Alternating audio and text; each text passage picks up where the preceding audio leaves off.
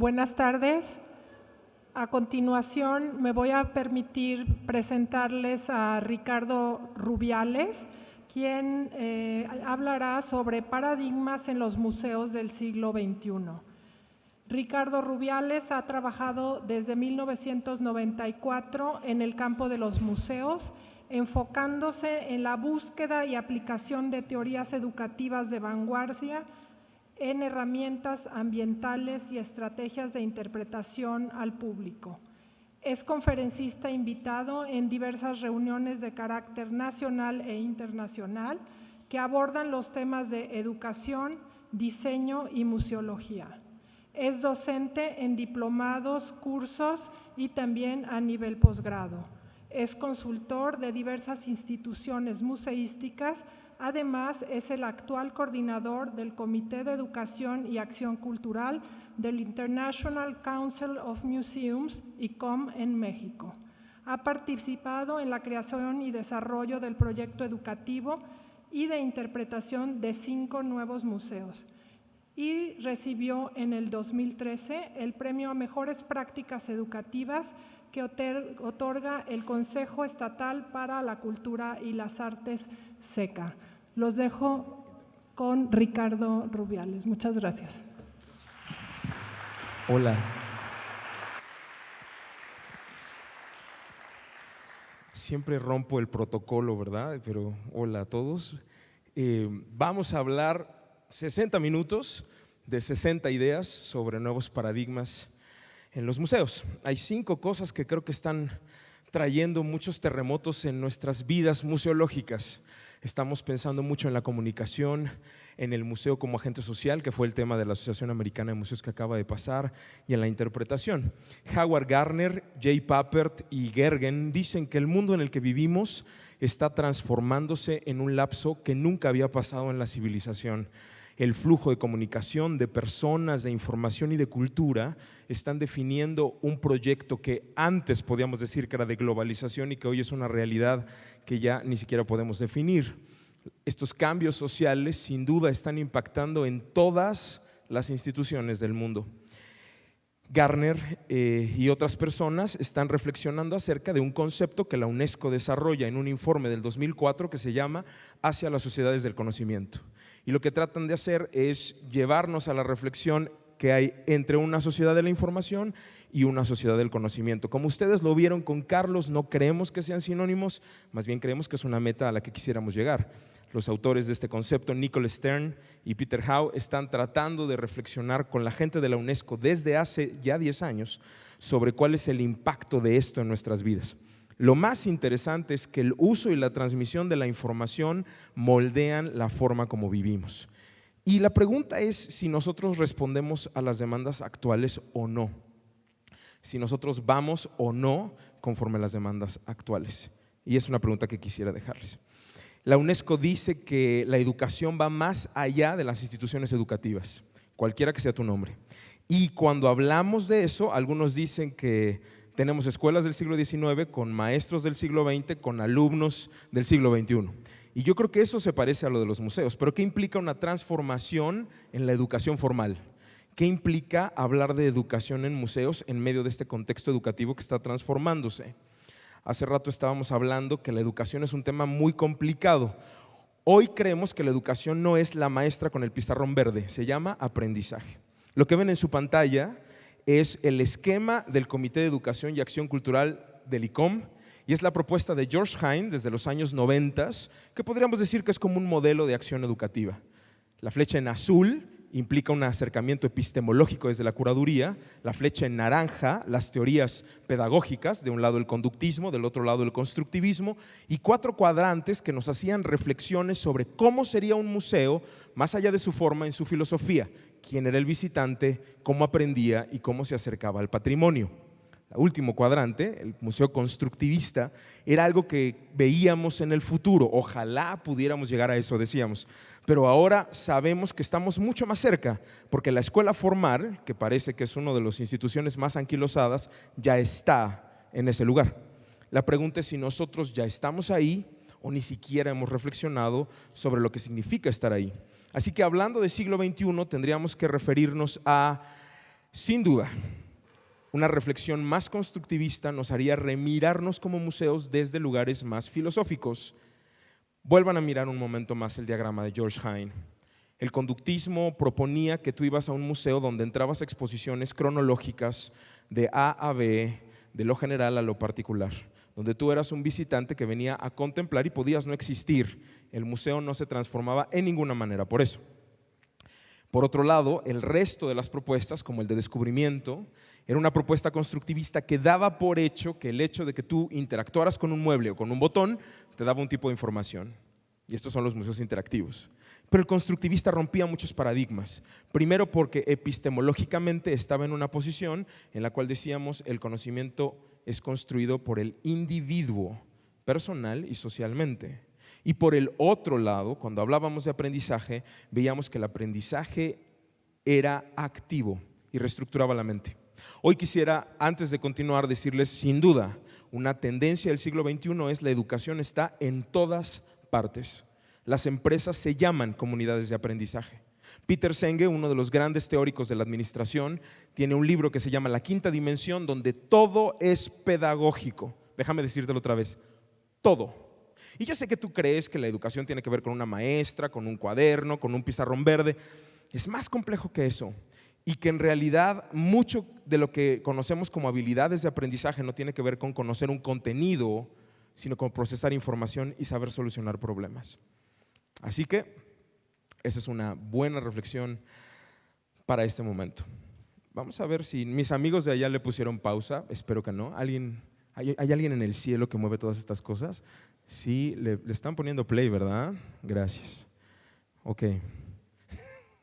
Señor del cielo, ¿le puede adelantar un poco? Vamos a ver si lo hace. Señor del cielo. Eso, ahí va. Un poquito, más, un poquito más. Ahí. Algunas preguntas que creo que son interesantes son: ¿qué sucede en la mente de las personas? ¿Cómo hacemos para que la construcción de pensamiento y de significado en las personas funcione? Las preguntas tienen que ver con cómo nos relacionamos con el museo. Este es John Falk. La experiencia del museo es una experiencia no solamente individual, sino también grupal. Todo lo que ocurre en el museo es sociocultural. La experiencia, según Vygotsky, sociocultural es un elemento clave del aprendizaje. ¿Por qué hago tanta referencia a lo sociocultural? Ahí tienen 2 referencias de investigaciones de público del 2002, donde descubrimos que las conversaciones entre los visitantes son fundamentales. En la pantalla tienen las famosísimas 4 columnas de Delors de la UNESCO sobre la educación del futuro. ¿Qué significa desarrollar pensamiento? Sin duda, en el trabajo, por ejemplo ahora, necesitas tener pensamiento crítico, responsabilidad, trabajar en equipo, analizar e innovar. Todos procesos de aprendizaje, todos relacionados con algo que en un gran paraguas se podría denominar educación. Este es Murnane, de la Escuela de Harvard, y quisiera mencionar el libro de Desconectados, una publicación de la Banco Interamericano de Latinoamérica. Tiene 2 propuestas para ustedes que les va a parecer interesantes. Los jóvenes de cierta edad en Latinoamérica están viviendo graves conflictos en el trabajo.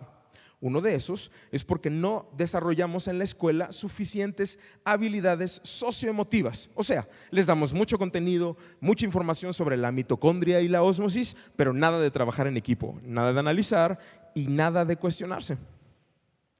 La mediación, que es un término tan utilizado ahora en museos, tiene 2 características que quiero hablar con ustedes. Carlos habló con ustedes algunas de ellas, mis amigos ponentes han hablado de otras, pero yo solamente quiero subrayar algo. La postura filosófica de la mediación desde Feuerstein no es desde el conflicto, es desde el acompañamiento. La idea no es ser un experto que le va a enseñar al público lo que tiene que aprender. La idea es caminar con ellos en su proceso de aprendizaje y ayudarles a interpretar. Esta es una clave que sin duda tiene más o menos unos 20 años en los museos, pero será el futuro. Y déjame decirte por qué tengo la capacidad de decírtelo con estas palabras.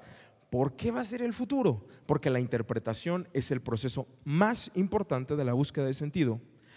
Si nosotros hablamos de patrimonio, estoy citando al ICOM desde 1999, tangible e intangible, nuestro trabajo no se trata de resguardar cosas, se trata que la gente se apropie de ellas y las entienda. Para que una exhibición sea exitosa, el efecto en la persona es tan importante como el proceso de montaje. ¿Qué tal? Lo que sucede con la gente en la exhibición es tan importante como si la obra está bien guardada o si el seguro está vigente. La interpretación del usuario es fundamental en la acción museística. Y para esto estoy citando a Mario Chagas, museólogo brasileño, y estoy citando a Hooper Greenhill, museóloga también, pero esta de Inglaterra. Lo que quisiera decir con respecto a estos asuntos de la mediación es lo siguiente. Ahí tienen las funciones museísticas según Felipe Lacouture.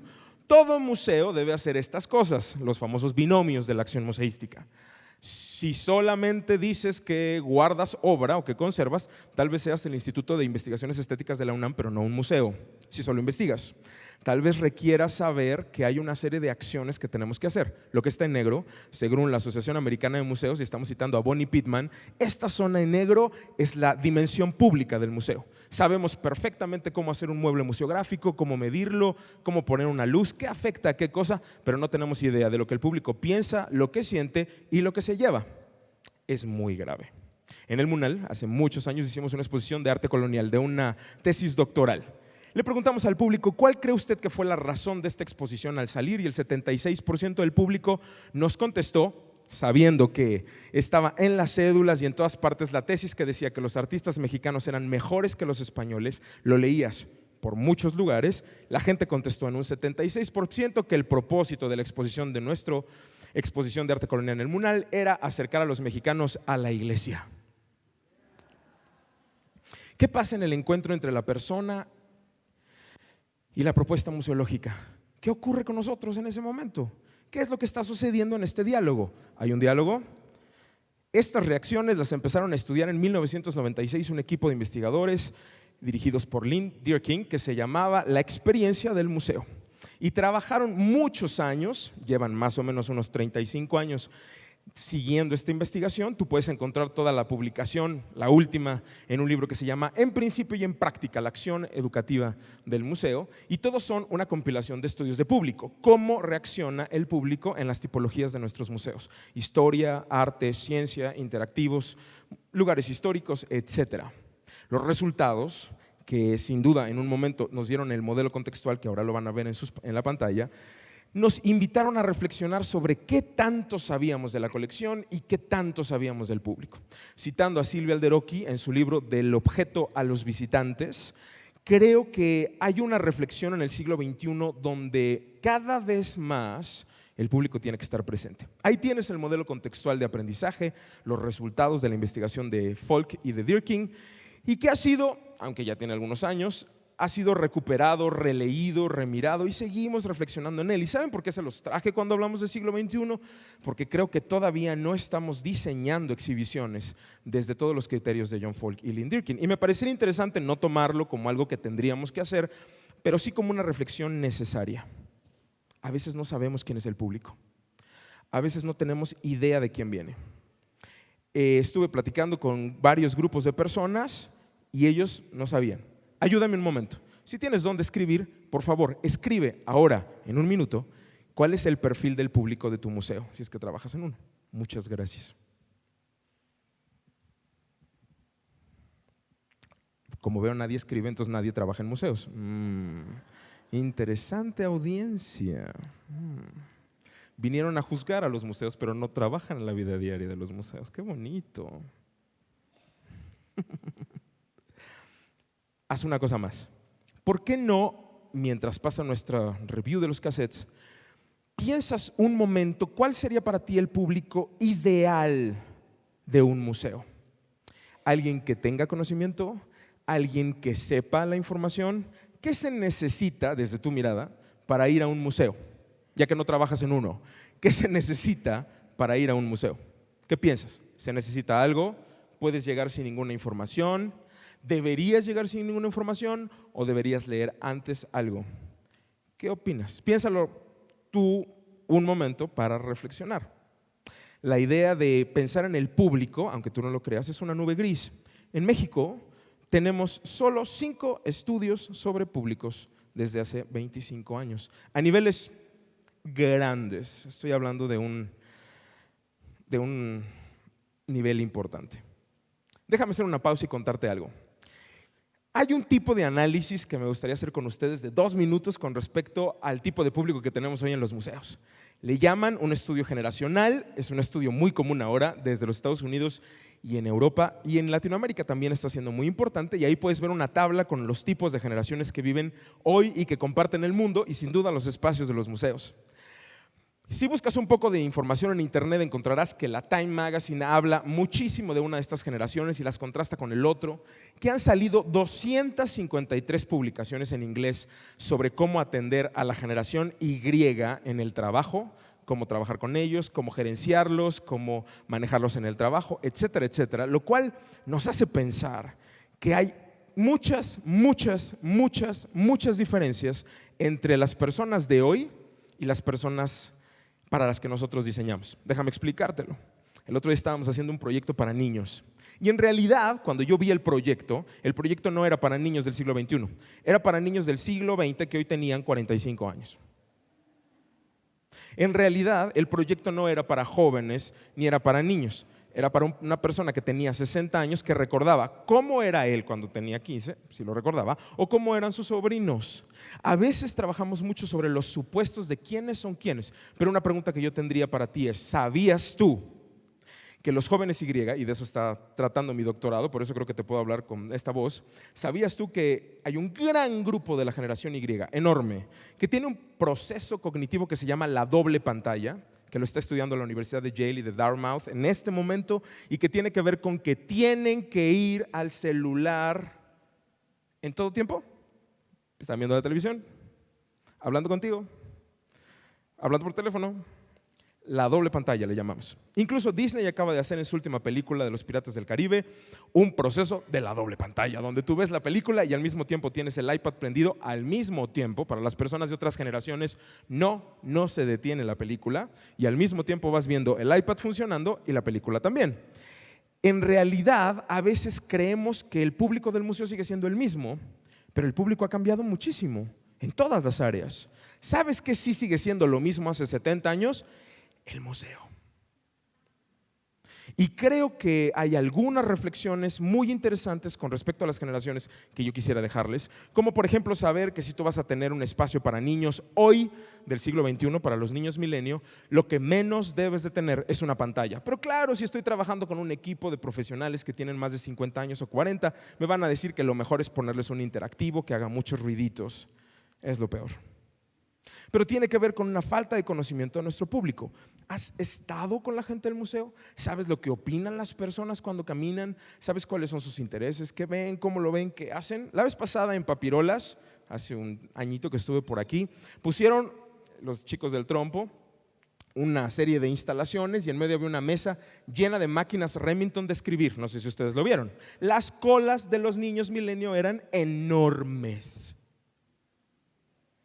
Y algunos de los niños, yo estaba con una niña y apretaba, le daba así y me decía, creo que no funciona. Y yo le decía, creo que tiene que ser un poco más.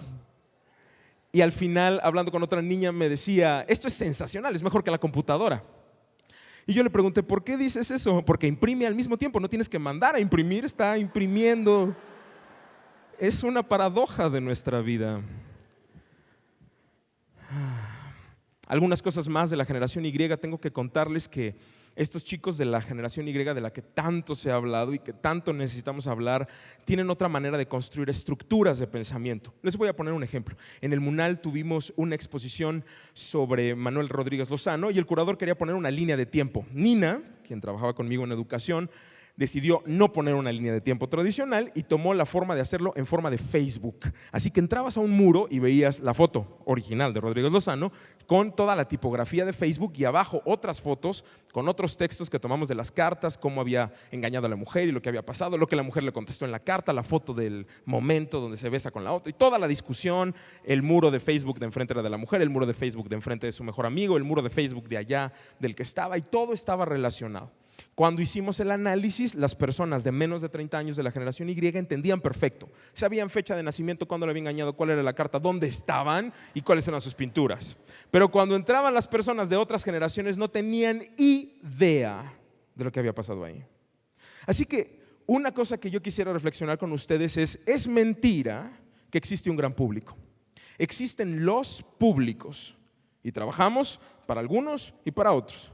Pero no me digas que tu exposición es para todos con esa palabra. No, para todos no, para el niño de 5 años no. Y no tiene que ser para el niño de 5 años. Pero la pregunta es si estás claro y clara con respecto a las diferencias de los públicos. Howard Gardner dice que la diferencia es un punto para hacerlo. En México, nuestro promedio de internet es 6 horas 11 minutos, es nuestro promedio de conexión diaria. Somos uno de los países en América Latina que tiene más tiempo de conexión. Imagínate.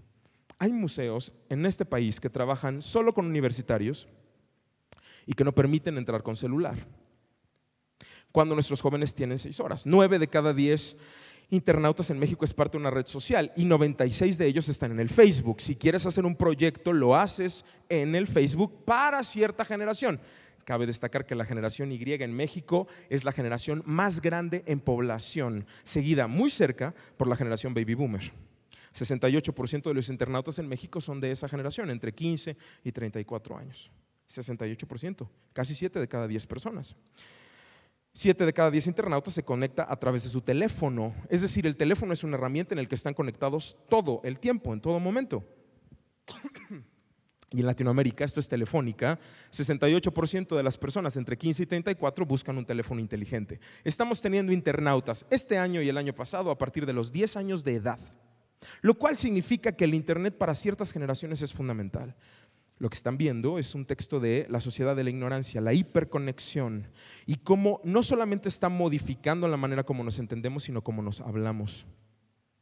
El problema de la comunicación en los museos, porque sí es un problema, es que no necesariamente comunicar significa difundir.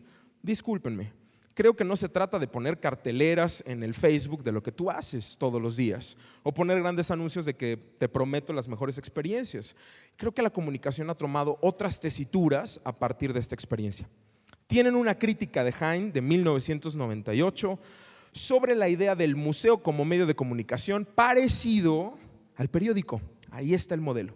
Había un curador, un objeto, un receptor. Pero Miles decía que los significados no eran reales. No podías hacer un museo como medio de comunicación utilizando los objetos. Tenías que entender la comunicación de otra manera. Entonces, Helian Hooper Grenhill le llama entender la comunicación como proceso cultural. El museo es un medio, los visitantes construyen conocimiento y también el staff. Esto lo pueden buscar en Rogers desde el 85 y sin duda pueden consultar a Helian Hooper Grenhill en su libro Museo, Media y Mensajes del 99. Hazme un favor, si tienes una pregunta, escríbela ahora y mándamela. ¿Puedes? ¿Tienes ahí las tarjetitas de las preguntas? Tenemos 30, 20, 40, 41, 42, 50, 60. Gracias por su rapidez en enviarme las tarjetitas, se los agradezco. Muy bien, yo creo que estoy más acostumbrado a ser muy rápido, ¿verdad? Debería de bajar la velocidad. Relax, ¿verdad? Ustedes están en momento zen, me gusta eso, que todos estamos en momento zen. Muy bien. Comunicar, conversar, observar, dialogar, viene de una idea del proceso etnográfico. La plataforma de la comunicación etnográfica está basada en una construcción de cultura conjunta y creo que sería interesante pensar, por ejemplo, en un contraste. Les traigo un contraejemplo. Nina Simon hizo este diagrama diciendo que el museo era una institución que proveía contenidos y propuso, si el museo fuera una red social, debería ser una plataforma de comunicación. Ella le llama el museo participativo. Y su idea era, si en la red social uno es lector y productor, también debe serlo aquí. ¿Cuál es la participación del público en tu museo? ¿Tienen voz? ¿Tienen voto? ¿Qué implica co-construir la experiencia? ¿Qué pasaría si el público tuviera voz en el museo? No que hable de la obra necesariamente, solo que se escuchen sus reacciones, solo que se vea lo que está pasando, solo que se registre la experiencia, que haya huellas del público en el espacio. ¿Qué pasaría? No creo que tenga que ver con que el público sea curador, creo que tiene que ver con que el público simplemente deje una marca. Hay algunas preguntas para Nina Simon que tenemos que hacerle. ¿Cuáles son las necesidades y expectativas? ¿Qué procesos tienen que ver con la gente de arriba? ¿Y cómo son las relaciones entre el staff y esta posición de la web 2.0 con el público? En el Facebook, las personas que están en el Facebook dicen lo que quieren decir. Y tú cuando entras al Facebook no lees lo que dicen los grandes expertos, lees lo que dice tu prima Juanita. Peor aún si te vas al videoblog. Lo que dice Yuya no creo que esté sustentado por grandes expertos. Y aún así, Yuya, Wherever Tomorrow y muchos videoblogueros hablan de los museos con toda esa boca. ¿Qué piensas? Otro contraejemplo. Cuando hablo contigo del usuario como coautor. Esto acaba de pasar en Argentina hace 2 meses. Estaban grandes amigos que todos conocemos, la señorita Gurian, y estaban muchas personas interesantes y hablaban de qué pasaría si en el futuro nuestro público no solamente fuera a ver, sino que pudiera co-crear con nosotros cosas. De alguna manera limitada, encontrar alguna negociación, armar alguna estructura, pero que pudiéramos realmente co-construir juntos. Ahí hay algunos conceptos que ellos están manejando, hay algunas ideas que ellos están pensando, pero déjame hablar un momento del tiempo. Cuando hablamos de coautor, ¿de qué estamos hablando? Es de miedo, pero en otro sentido podría ser una gran esperanza. El público puede tener mucho significado si se lee a sí mismo. No necesariamente tenemos que quitar una cosa para poner otra. Lo que estás viendo es un diagrama sobre museología de vanguardia. Usuario versus visitante. Horizontes múltiples contra discurso, interdisciplina. Co-constructor del espacio en lugar de una persona que solo camina por las salas. Comunidades diversas en lugar de un gran público. Museografía desde la experiencia. Esto es Paco Pérez, es John Santacana, es Wagensberg con el Museo Total, es la idea de que el museógrafo es un poeta, un lenguaje. Y lo último, el usuario en lugar de visitante. Cuando yo le contesto a unos directores de museos me decían, oye, pues si no soy el metro. Bueno, no y sí. Y pienso que podría ser interesante una reflexión sobre espacio público más elaborada, tal vez más compleja, menos elitista. ¿Qué opinas de estos 5 propuestas de la museología de vanguardia? Que si las comparas con la nueva museología de los años 80, te vas a encontrar que son una continuación y a veces un corte de paradigma con lo que creíamos hace 20 años o 30 casi. Muy bien. Hagamos un ejercicio constructivista para que Vygotsky sea feliz con nosotros. Voltea con la persona que tienes a tu derecha o a tu izquierda o con quien tú quieras, pero solo con uno, y platícale 2 o 3 ideas, preguntas, cuestionamientos que hasta este momento tienes en esta conversación. Vamos, tienen 2 minutos mientras la voz en off nos regala este video.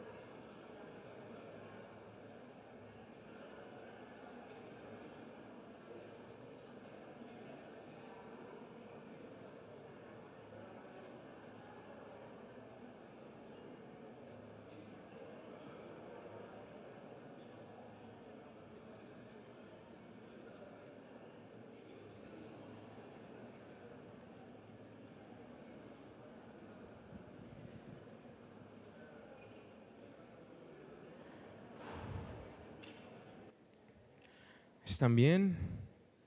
Sí, podemos seguir. ¿Está bien? Perdónenme que los interrumpa, pero el tiempo nos... Tienen mucho que conversar ahora, ¿eh? Está bueno. Bueno, vamos adelante entonces. Vamos adelante. Quiero traerles no modelos, sino ejercicios valientes de gente. Ahí hay una lista que les recomiendo buscar: el Museo de Maré en Brasil, el nuevo Museo de Arte de Río, el mar, las nuevas experiencias del Museo de la Civilización en Quebec, el proyecto de Matadero, el Museo del Agua en Japón. Quiero contarles algunas ideas de esto. Ahí están nuestras preguntas. Si alguien tiene una pregunta, mándemela. Adelante. 20, 29, 30, 33, 40, 50. Gracias por esa rapidez nuevamente. Muy bien. Les decía, quiero traerles no ejemplos de modelos, porque sé que ustedes van a hablar mañana de eso y sé que va a estar interesantísima esa propuesta. Por eso quería traerles experimentos valientes, alguien que tomó la decisión de hacer cosas que nadie haría. Ejemplo. Este ejemplo consiste en Mihaly, el padre de la psicología positiva, este cuadro de Picasso en el Speed Art Museum. Del lado izquierdo una cédula que dice: esta mujer es una prostituta. Del lado derecho: esta mujer es una campesina. El resultado de la investigación de públicos puesta en el muro, lo que la gente decía de la mujer. Segundo caso: tienes una vitrina en otro museo histórico donde tienes una cédula que dice: estos son el tipo de productos que hacían en esta fábrica. En el segundo papel: este es el grillete que traía el esclavo que hacía estos productos. Este ejemplo, el Museo de Italia, donde tienen todos los proyectos de Leonardo da Vinci en gran formato, y cuando empezamos a utilizarlos te das cuenta que no sirven. ¿Por qué Leonardo no funciona? ¿Qué es exactamente la ciencia? En lugar de hablar de lo positivo, hablamos del error. La producción de la exposición del agua hecha por el Cirque du Soleil y el Museo de Canadá solamente tiene un pozo en medio donde todo está basado alrededor de la conversación. La California Academy of Science, que en lugar de proponerse como un museo de historia natural que tuviera muchas fotografías e interactivos, decidió hacer un bioma donde adentro tuviera un gran árbol, peces, animales, insectos, mariposas, comida, y donde tú entrabas a este globo para ver la naturaleza en vivo en lugar de tener una reflexión de plástico o una copia de resina. Cuando hablamos de estas experiencias dentro del museo, yo tengo muchas complicaciones en este sentido. ¿Por qué a veces tenemos límites? Y teniendo la experiencia que tenemos. Ves algunas fotos del Eden Project, este está en Inglaterra, un nuevo tipo de museo de historia natural, donde lo importante era tener un camión así, que iba a repartir cómo hacer mermeladas y platicar a la gente cómo hacerlo. El tríptico de la infancia en Argentina. Ahí tienes algunas fotos. Lo que la gente de la ciudad dice de la ciudad, puesta en un pequeño como bosque tapado con piedras. Recuperar la idea del público antes de abrir en un bosque así. Una máquina para volar, que es la que estás viendo. ¿Qué es lo que le interesa más a los niños?, preguntaba Chiqui González, la creadora. ¿Volar?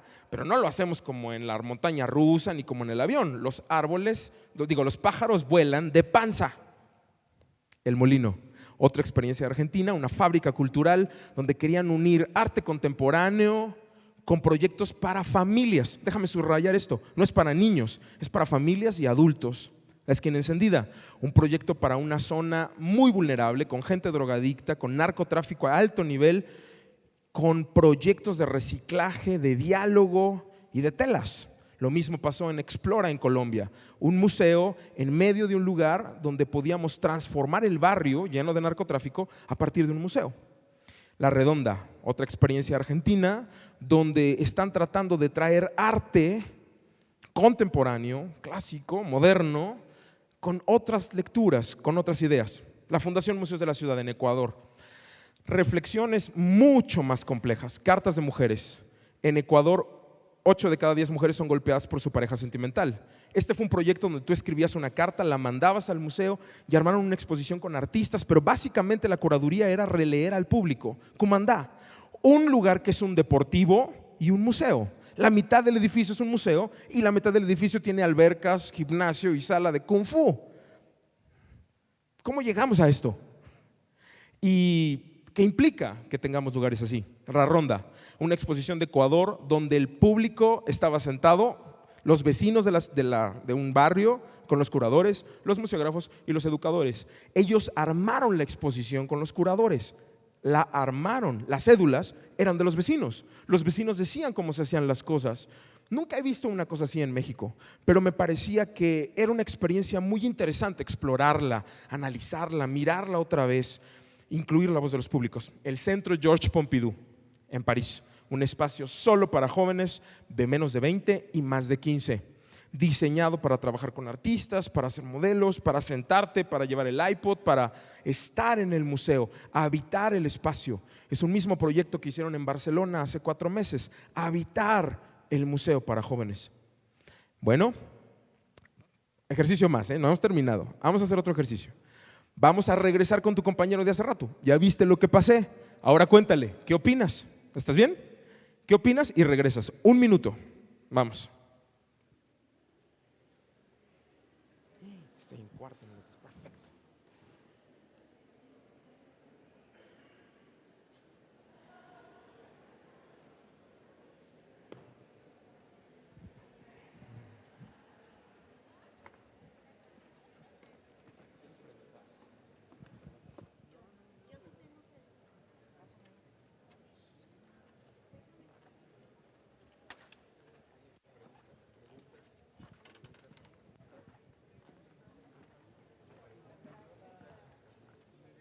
Y si tienen preguntas, podemos ir pasando los papelitos, por favor.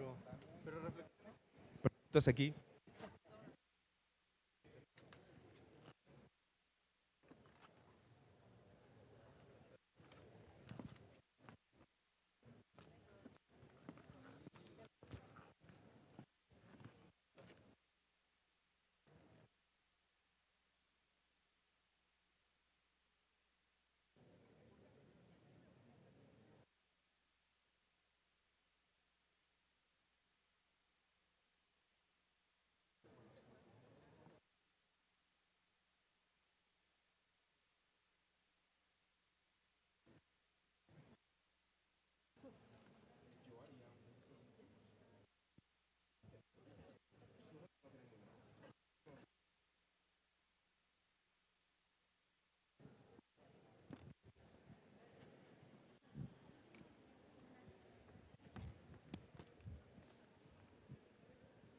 Muy bien. Oye, no, esto no pasa aquí. Tal vez en Guadalajara.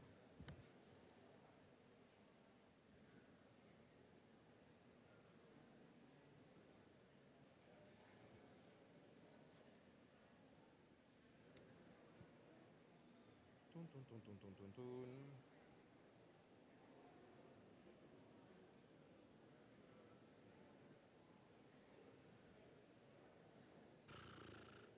Son preguntas horribles.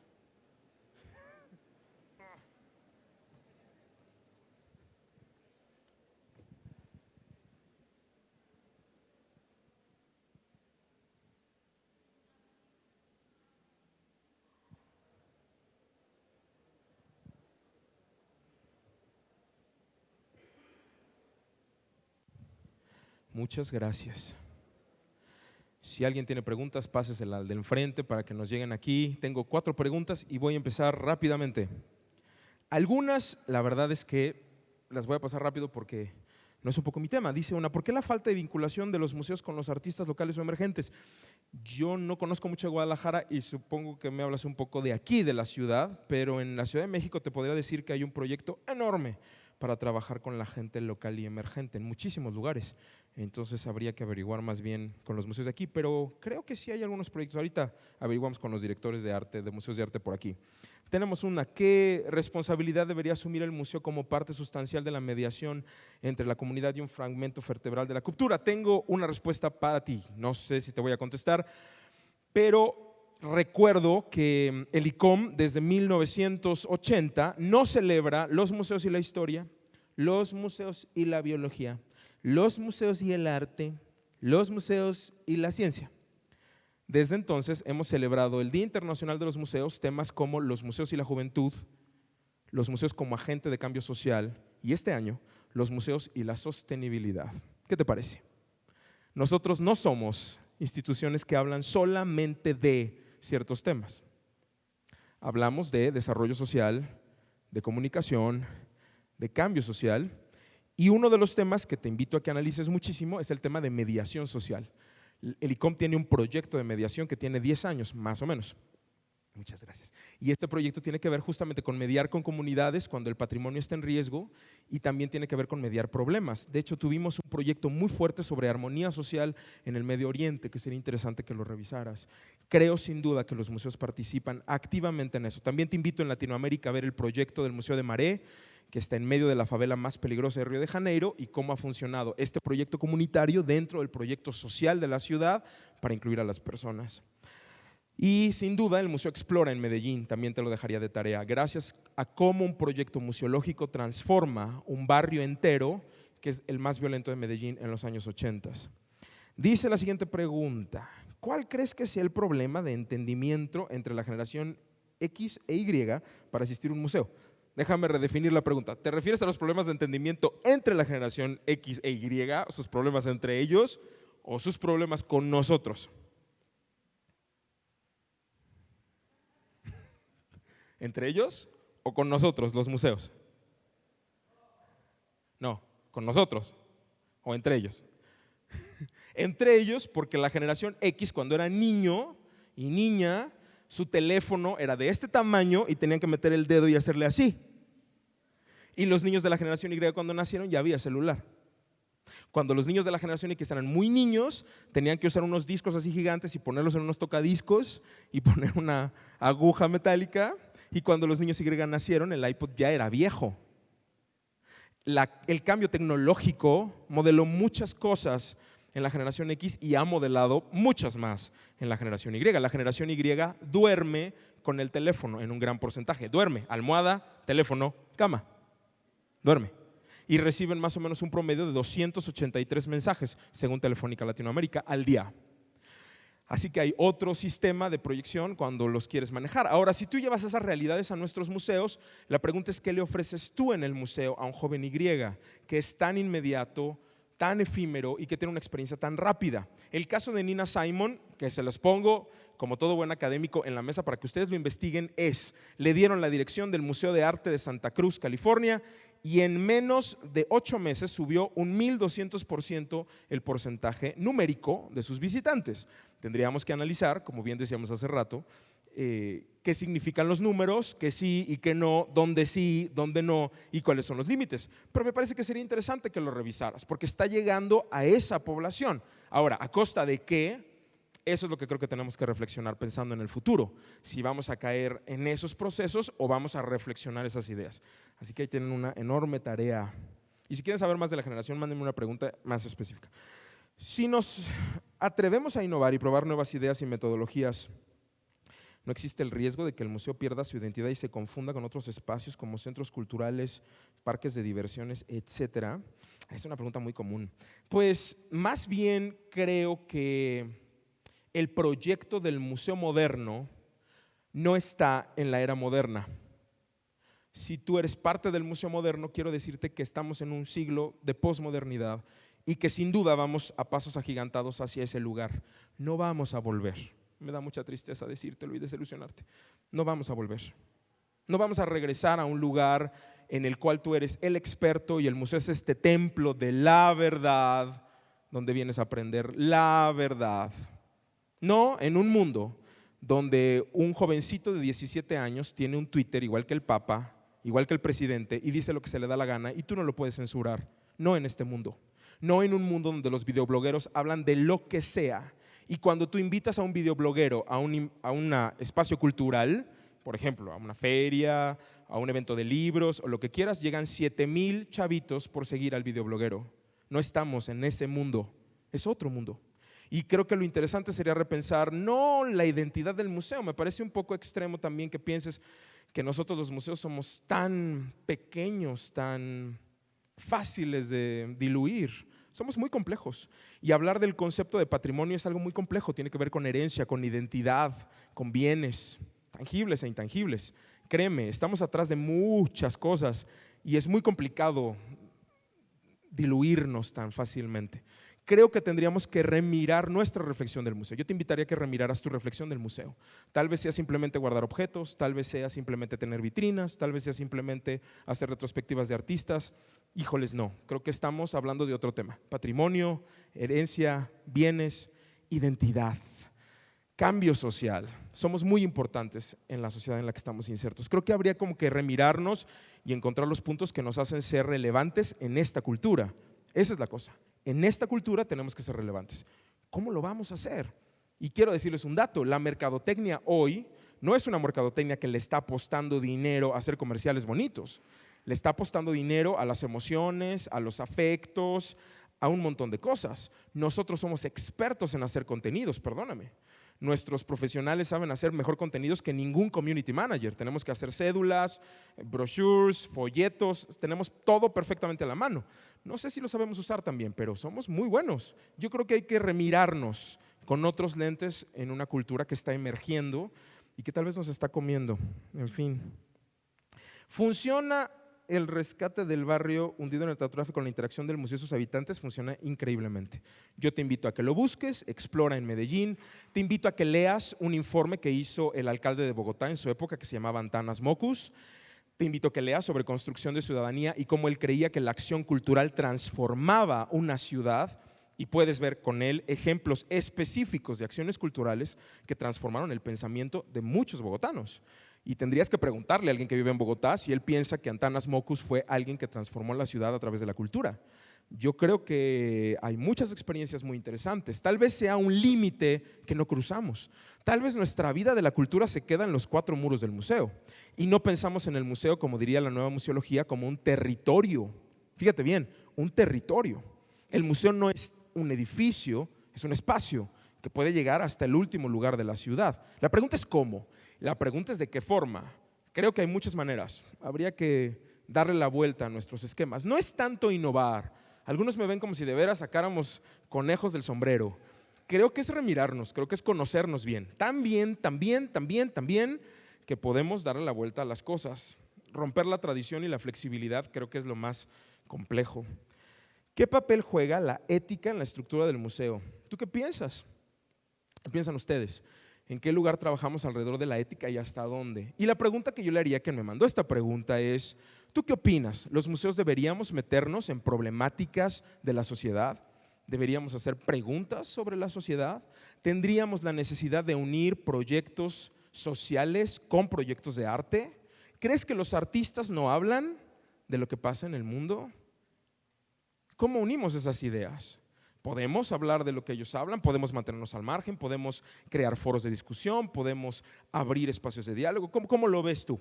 ¿Estamos fuera? ¿Somos una vitrina? ¿No lo somos? Interesante. Señor Rubiales, ándale, esta sí está. Ay, Dios mío. Si han alcanzado grandes logros, pero ¿considera usted un logro el invitar a los invidentes al museo? Bueno, esto tiene 30 años. Quien me está mandando esta nota no sabe que los museos tienen 30 años trabajando con personas invidentes. Y que además de que hemos trabajado con personas invidentes, te quiero decir que tenemos una exposición que estuvo en México mucho tiempo, que se llamaba Diálogos en la Oscuridad, que trataba de sensibilizar al público con respecto a las personas invidentes. Es un proyecto museológico que ha pasado por más de 52 países. Nació en un museo, ha viajado a muchos museos y es una herramienta museológica para traer construcción de ciudadanía. Claro, es fundamental. Me parece que tendríamos que remirarlo. Un dato por si quieres averiguar más, si te interesa: el mejor museo que ha sido premiado muchas veces en el ICOM por tener el mejor proyecto para discapacidad es la Pinacoteca de Sao Paulo, en Brasil. Tienen un proyecto de discapacidad único. Un dato que te voy a dar que me parece interesante. ¿Tú sabías que las personas invidentes tienen una forma de escuchar que no es como las personas que vemos? Es decir, tiene que haber un ritmo, una secuencia, un acomodo de las palabras un poco distinto a las personas que vemos. Es cuando tú te pones la audioguía en la Pinacoteca de Sao Paulo para visitar el museo, te das cuenta de lo impresionante que es el tener otra experiencia del sentido auditivo que no tienes. Porque el sentido de la vista automáticamente reduce, enfoca, selecciona. El sentido del oído, como diría Juhani Pulasma, abraza, envuelve, acaricia. Es muy interesante esa experiencia. Yo te lo dejo a tarea para que lo veas. Considera importante que el asistente o público se quede con una reflexión del hoy y el mañana. Bueno, hay un museo en Río de Janeiro, el Museo de Mañana, que se trata sobre esto. ¿Qué tiene que ver nosotros y el mañana? ¿Qué es el patrimonio y el mañana? ¿Qué es el mundo del mañana? Y creo que hay una reflexión de Gardner en un proyecto que está haciendo en el Isabella Gardner Museum, donde habla de que tenemos que provocar en los públicos una reflexión de ellos, la autocomprensión y también verse hacia allá. Como decía Ramiro hace rato, el pensamiento crítico, la autocomprensión, el aporte personal es fundamental. Yo creo que los educadores trabajamos para eso, el desarrollo de habilidades en un lugar, pero en otro lugar la autocomprensión, la reflexión y la apropiación del patrimonio. Déjame volver a decirlo, apropiación del patrimonio, revaloración del patrimonio, abrazar el patrimonio. Yo creo que eso tiene que ver con la pasión de nuestro lenguaje. Bueno, se acabaron mis preguntas, ¿verdad? ¿Sí? Ahí hay una. Y es una que no se ve muy bonita, Muchas gracias. No se justifica la velocidad de tu exposición. Se llama disociación cognitiva. Es una disociación cognitiva. Es a propósito. Tus aportaciones valiosas para el público donde habita la generación Y. ¿Qué hacer en ese México aún afortunadamente rural y son millones y aplicar lo que dices? Yo creo que hay una reflexión poco sensible. Ellos pronto se van a encontrar con la nueva tecnología. Muy pronto. En algún momento el mundo rural se va a encontrar con el mundo urbano. De hecho, si tú analizas en México, nuestro país, nuestras comunidades indígenas están teniendo celular. Telcel sí llega a todas partes. Hay 4 estudios que les recomiendo que leas, especialmente de Telefónica y el de Telcel, cómo hay comunidades tzotziles con celular. Claro, viven en el región, pero tienen celular y están teniendo tenis Reebok y están teniendo muchas cosas. Aquí la cosa es la brecha digital, eso te diría Telefónica. ¿Cómo le estamos dando herramientas a esos chavos para el futuro? Yo no los quiero evangelizar de la tecnología, pero perdóname, tú vas al aeropuerto de la Ciudad de México hoy y hay un mostrador electrónico que pusieron ellos para no tener señorita en el counter, ¿se acuerdan? Para no tener señorita. 2 semanas después había señorita junto a la computadora electrónica para enseñar a la gente cómo usarla. Eso se llama brecha digital y está pasando en la ciudad. Y es un problema, porque hay lugares hoy en el mundo donde ya no puedes acceder a nada. Si tú vas al aeropuerto de Tokio, no hay señorita en ningún lugar. Entonces te mueres. Yo creo que más bien tendríamos que ver con habilidades de pensamiento. Yo no quiero evangelizar a nadie la tecnología, pero es una realidad que nos está comiendo. El hecho de que ustedes vean que su teléfono celular ya es caduco a los 6 meses es un gran conflicto. Porque implica que tú tienes que reaprender cómo utilizar el nuevo teléfono y las nuevas aplicaciones. iPhone dijo que en el último teléfono las personas utilizan más o menos el 50% de las capacidades del teléfono y tú estás comprando tecnología todo el tiempo que no sabemos usar. Necesitamos ser autodidactas y es un problema de la educación formal, que no saben cómo le han metido dinero a eso. Bueno, les agradezco mucho, por ahí tienen mi página de internet, cualquier cosa que necesiten, me pueden llamar. Muchísimas gracias por estar conmigo, muchas gracias.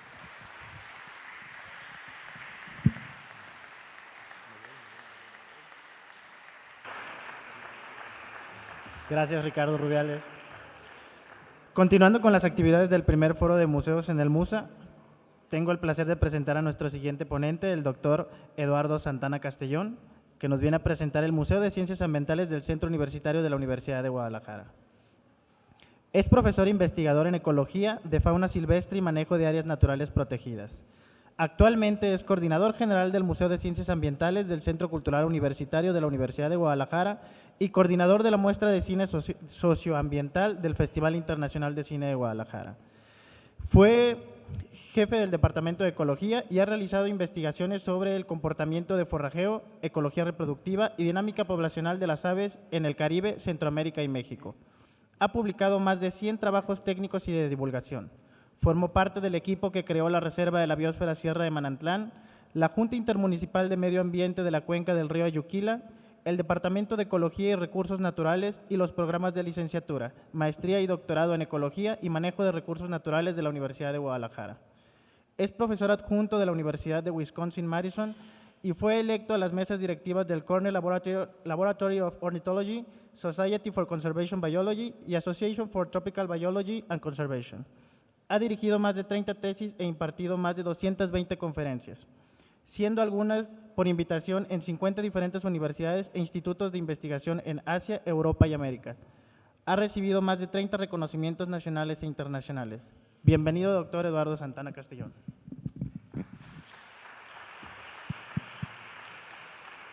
Bueno, Muchas gracias y bueno, agradezco mucho la invitación. Acabo de llegar a la ciudad, así que bueno, terminé la plática en el avión. Pero eso es bueno, porque quiere decir que no voy a dar la misma plática que doy siempre.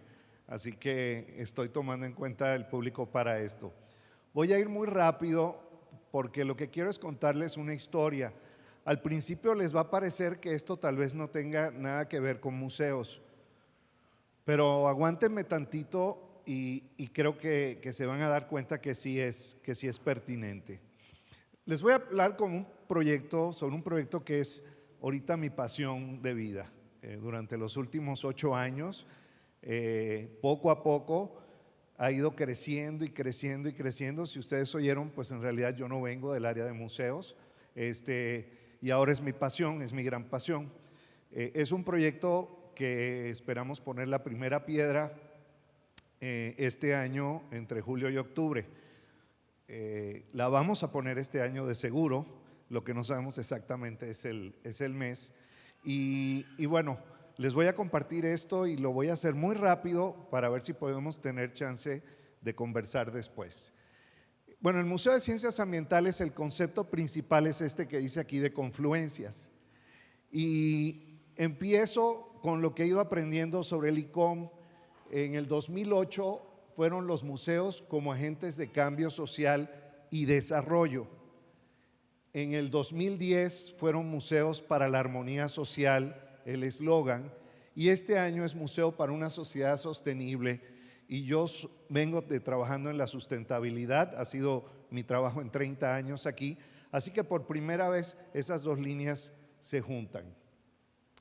Y en especial estoy muy orgulloso de este proyecto, como todos ustedes los que están en el público que son maestros, porque directa e indirectamente el museo nace de 2 tesis de licenciatura.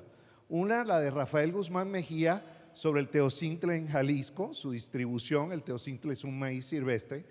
Y otra, Mauricio de Font-Rieu, su tesis de licenciatura en arquitectura sobre el Centro Cultural Universitario.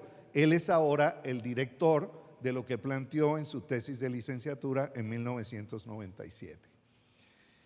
Y en la primera área, la primera línea por donde llegamos a esta historia es la de la Sierra de Manantlán. Esa es la Sierra de Manantlán. Aquí se ve, la estación científica, es que no alusa, ¿verdad? En la pantalla. Bueno, la estación científica Las Joyas, se ve el volcán de Fuego y de Colima atrás, Manzanillo está a la derecha. Y ahí encontraron un pariente del maíz silvestre que resultó ser una nueva especie para la ciencia, que resultó ser inmunoresistente a 7 de las principales plagas virales y micoplasmáticas que afectan al maíz comercial. Se llamó el descubrimiento del siglo en su momento, y en un momento donde estábamos haciendo un cambio de paradigma en la conservación, argumentando de la necesidad de tener ejemplos del valor económico y pragmático de la biodiversidad. El libro de E.O. Wilson, de biodiversidad, que hizo famosa la palabra, 4 capítulos hablan de esto. Se publicó en Science, fue primera página en el New York Times, y la Universidad de Guadalajara crea una estación científica para hacer trabajo, pero el entorno, una estación pequeña, el entorno era mucho más complejo, no era todo silvestre, había comunidades indígenas, habían comunidades campesinas, los niveles más altos de pobreza en el estado de Jalisco, y de hecho a una mina de cielo abierto, compañías madereras que le robaban la madera a las comunidades indígenas, ganaderos con un esquema de cacicazgo y control político. Y cuando el gobernador y el obispo fue a la comunidad indígena de Cusalapa, se encontraron con este letrero que dice: la riqueza de nuestros recursos naturales es la causa de nuestra miseria por la injusticia. Bueno, esa frase es un curso de posgrado en cualquier universidad europea, mexicana o estadounidense sobre el concepto de sustentabilidad. Engloba los 5 componentes de sustentabilidad, que son el económico, el ecológico, el cultural, el político y el social. Y entonces empezamos un proyecto de área protegida, ya no de estación científica, con el concepto de reserva de la biosfera, donde el área protegida no es un castillo sitiado, sino lo que es un experimento social sobre la gestión del territorio.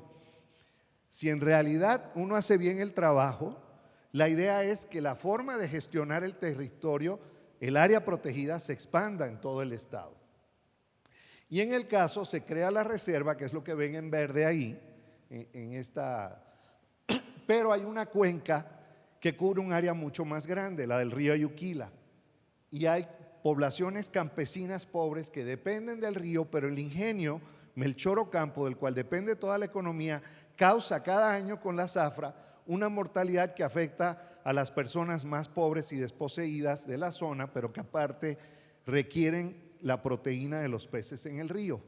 Y ahí empieza otro programa universitario vinculándonos internacionalmente con otras universidades sobre el manejo del río, todo un programa de organización. Estos son CDRs, no como los comités de defensa de la Revolución Cubana, son comités de defensa del río.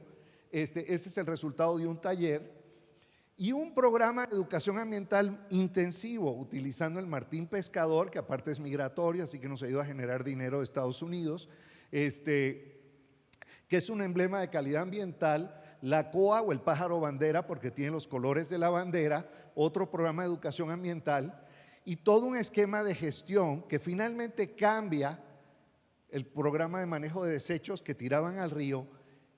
Y este programa, administrado por mujeres campesinas indígenas o por un inversionista privado o por un ayuntamiento, y una cultura de la sustentabilidad que rebasa por mucho el programa universitario y continúa posteriormente. Si quieren ver esto más a detalle, ganó un premio, la primera herramienta educativa interactiva de la Universidad de las Naciones Unidas, que se llama Salvando al Río Ayuquila. Fueron los dos proyectos de los 100 mejores casos de conservación en el país. Así que, ¿qué tenemos? Y disculpen que esté en inglés. Un proyecto que nace de una estación científica pequeña, una reserva de la biosfera de 140,000 hectáreas. De ahí crece al río y a la creación de una junta intermunicipal, un nuevo esquema de gobernanza local para el medio ambiente, para la sustentabilidad, que no existía antes en el estado ni existía antes en el país. El municipio era muy pequeño, el estado era muy grande, la federación todavía más lejos, no respondía a las necesidades de los ciudadanos. Y de ahí crece, y ahora el estado de Jalisco, donde estamos, más del 50% del estado está cubierto por intermunicipalidades basados en ese esquema, ya sean los sistemas intermunicipales de desechos sólidos o las juntas intermunicipales de manejo de cuenca. Y ya de Jalisco, de la reserva, fue a Yucatán y Quintana Roo para esquemas intermunicipales costeros y a Chiapas para manejo. Y una serie de formas para replicar y poder hacerlo. Bueno, eso es un poco como track record. La idea ahora es, ¿podemos hacer lo mismo en un esquema urbano como este, el de Guadalajara y el de Zapopan? Y en este caso tenemos el proyecto del Centro Cultural Universitario, en el cual es un terreno de la universidad que tiene un eje central cultural educativo. Está la Biblioteca Pública del Estado abajo, que es la segunda más grande del país, la Plaza del Bicentenario, un poco más arriba en el centro, el Centro de Artes Escénicas con 5 salas, una con aforo como Bellas Artes, otra como el Degollado, el Auditorio Telmex con aforo para 11,500 visitantes, entre los 5 mejores del mundo según la revista Polestar, y el centro que se ve aquí a la derecha transdisciplinario de alta tecnología, y el edificio raro en el centro es el Museo de Ciencias Ambientales.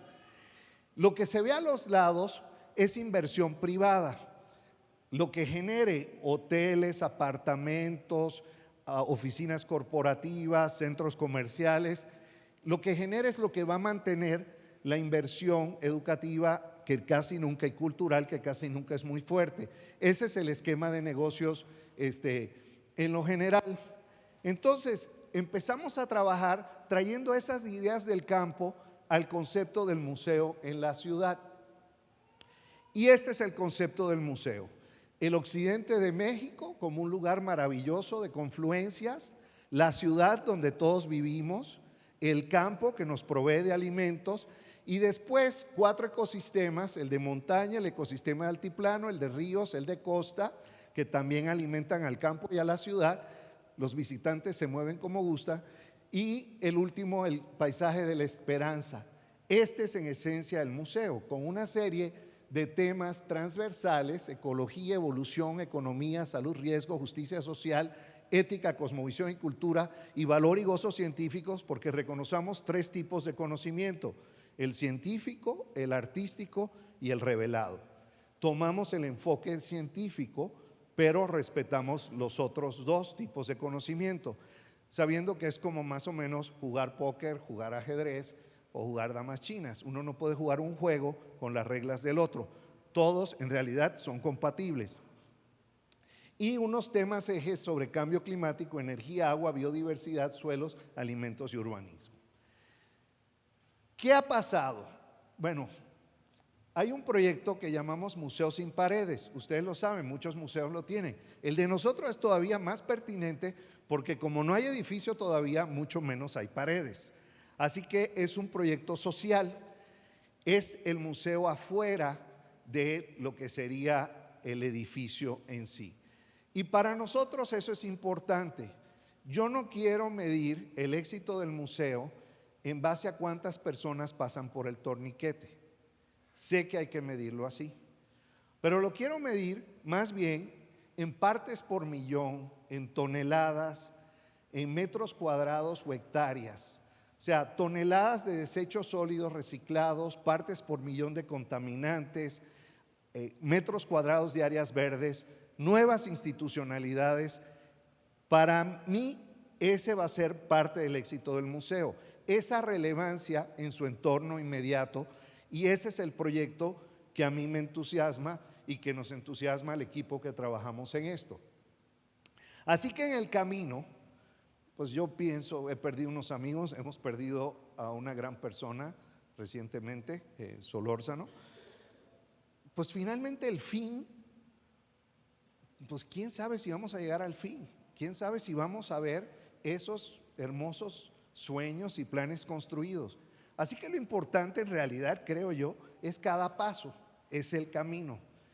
Así que la idea es ir dejando algo, ir construyendo algo en el camino, y de eso es parte de lo que les voy a hablar hoy.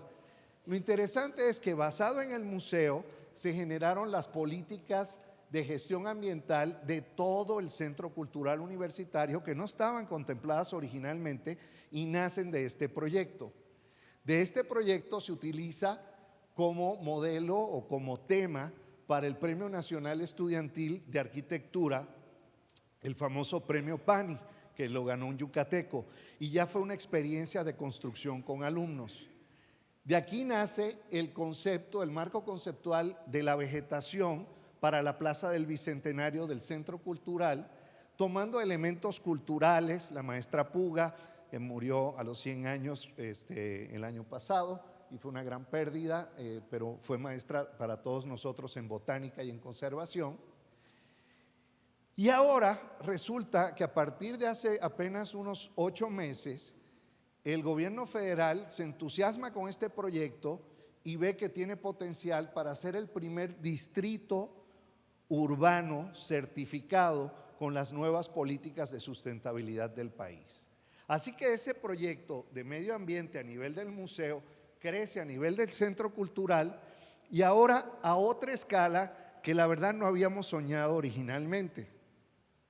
Estamos hablando, el museo es donde está la estrellita verde, el centro cultural que les mostré es el rectángulo amarillo, pero ahora estamos hablando, ese rectángulo son 27 hectáreas, estamos hablando de 456 hectáreas intraurbanas. En el país tenemos más de 5 millones de casas abandonadas. En Guadalajara son casi 500,000 de casas abandonadas en la periferia de las ciudades.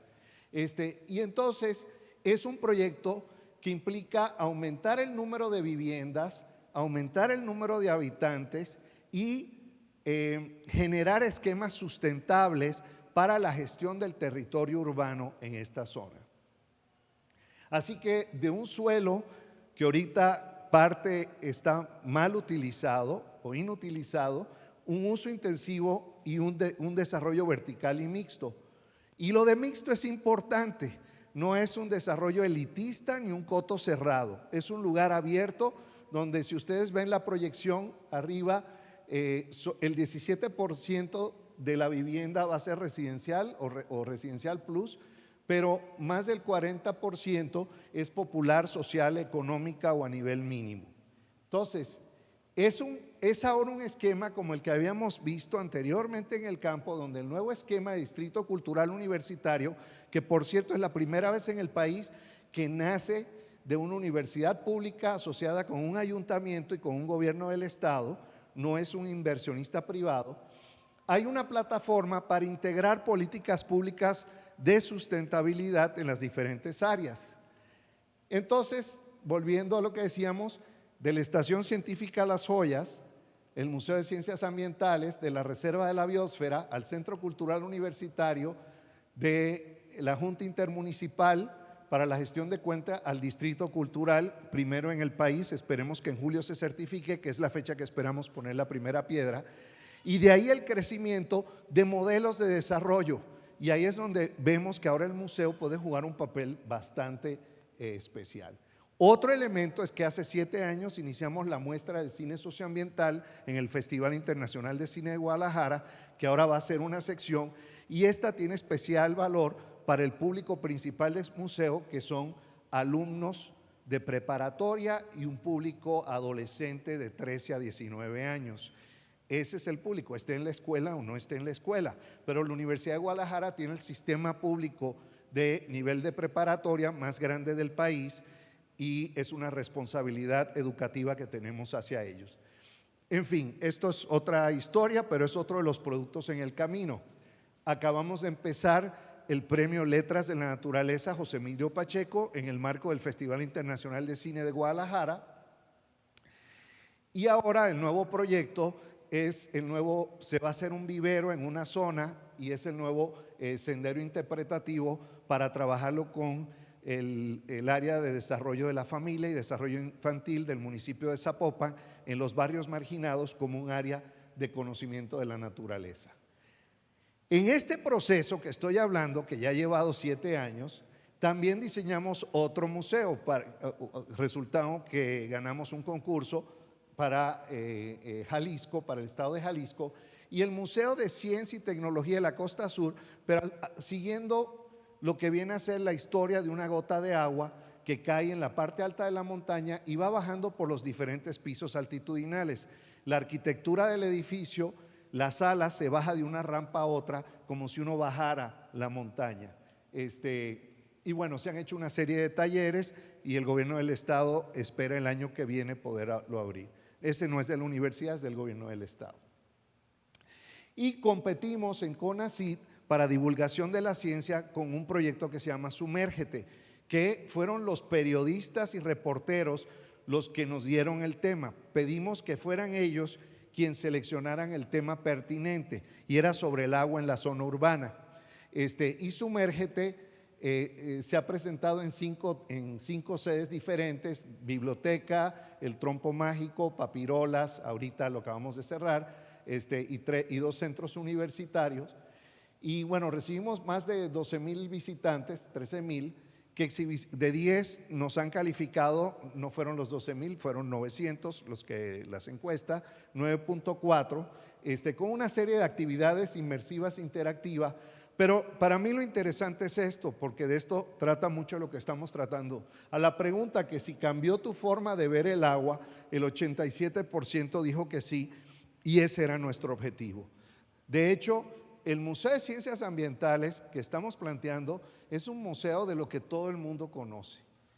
Es un museo de lo ordinario, pero nuestro reto es que se vea de forma extraordinaria, que lo usual se ve inusual, que el agua que tomamos así nosotros como algo normal es el líquido más raro y más increíble del planeta por muchas razones, y parece que lo logramos.